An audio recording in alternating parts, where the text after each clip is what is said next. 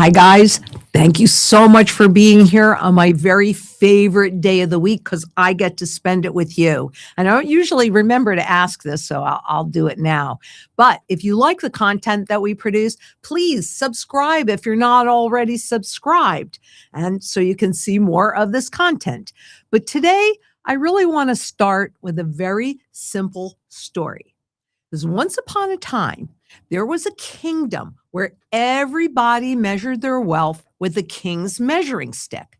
They measured their wages with it. They measured their homes with it. They measured their savings with it. They measured the stock market with it. Every single year, the king told people, look how much richer you are. Their paychecks were bigger. Their house prices were higher. The stock market kept going up and up and up, and everybody clapped. But there was a secret. Because every year, the king made the measuring stick smaller. And that was a problem, because people could not see what was really happening with their wages, with their house prices, with the stock markets going up. They believed the lie. So when things looked bigger, they were not really bigger. And one day, a woman found an old measuring stick from her grandmother, and she used it to measure the same things. Suddenly, she saw the truth. The people were not richer. The measuring stick had shrunk. That's what inflation is all about. That's what it does. It makes the numbers look bigger while your purchasing power declines. And so that's what we're going to talk about today. Can I have the slides, please? We see every day we are in melt-up, and the stock market keeps going higher and higher. But let's take a look at the nominal gains, because you've known over the years that what I've told you is whenever you see that word nominal or notional, what you automatically need to know is that you're not looking at anything that's actually real. It just makes the numbers look bigger and your purchasing power goes down. So look at this from 1913. And if you were paid, an average annual wage was $800. And if you were paid in ounces of gold, well, that was 38.70 ounces of gold per year. And a family of four could live on that. So while inflation makes things look bigger, the most current data that I was able to pull, the average annual wage is almost $70,000. But when you look at it in terms of ounces of gold, my friends, you are not even being paid 50% of what you were paid in 1913. Even though those numbers look bigger, a family of four needs two wage earners at almost $70,000 a year, and they are paycheck to paycheck. And they can't even pull together $400 in case of an emergency. But if you were still paid in the same ounces of gold as you were in 1913, your wages for one person would be $175,649.35. So you would still only need one wage earner to support a family of four. This is the difference between the truth and the lies.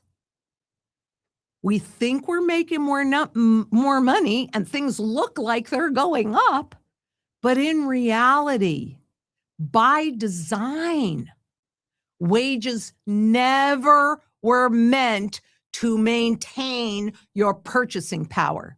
They just want it to go down slowly enough that you don't change your habits, but rather you take on more debt to accommodate and try and attempt to maintain your standard of living.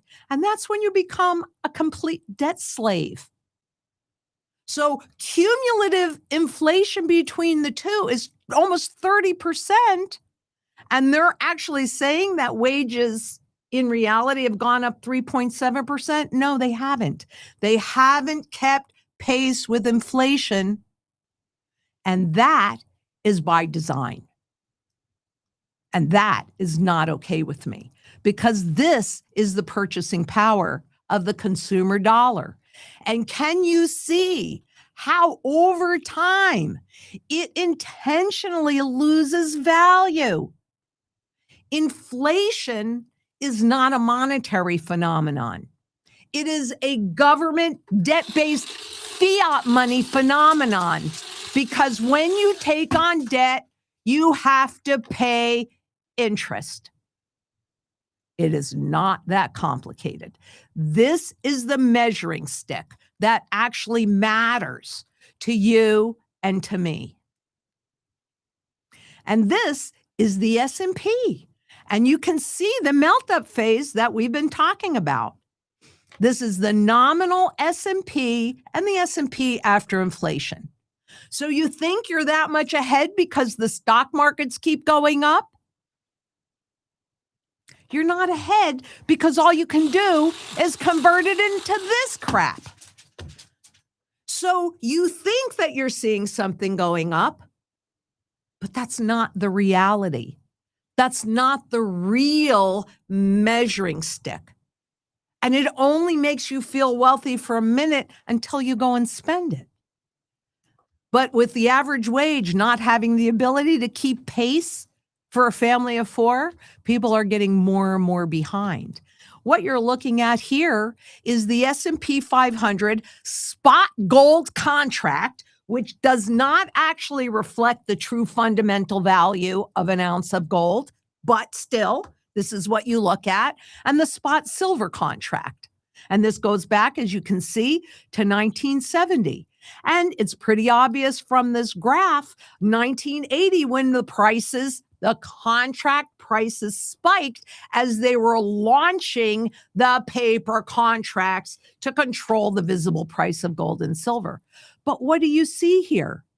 Oops, didn't mean to do that. Sorry about that. But what do you see here? Look at spot gold.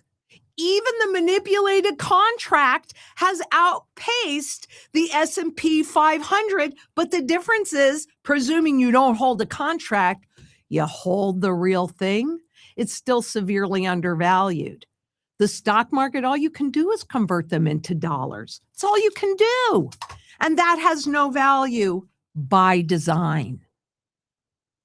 So to see this illusion clearly, let's look at a country where they couldn't hide the measuring stick anymore, where inflation became impossible to hide. We talk about it regularly. And hey, we just went into Venezuela, didn't we? So they're backing dollarization, which means that they want to use dollars instead of bolivars, because the bolivar is still experiencing 600% official inflation.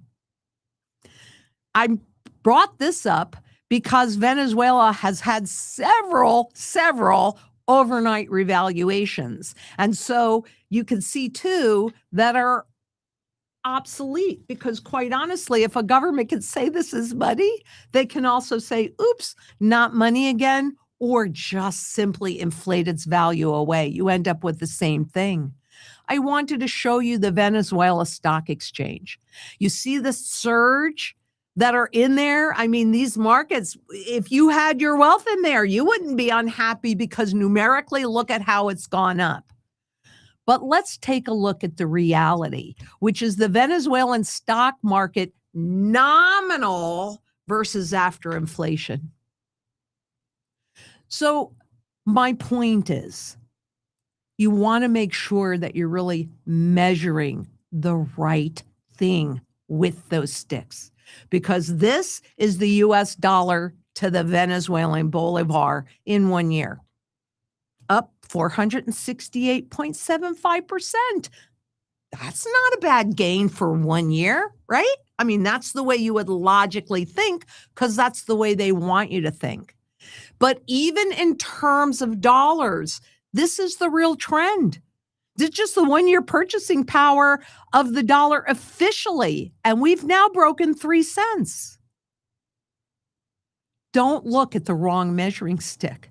That's really not going to help you at all.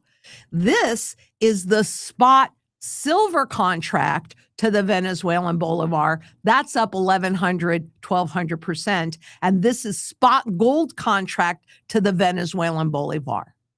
And what's really been happening around the world is as the price of gold has gone up, more people have turned to silver because it's less expensive.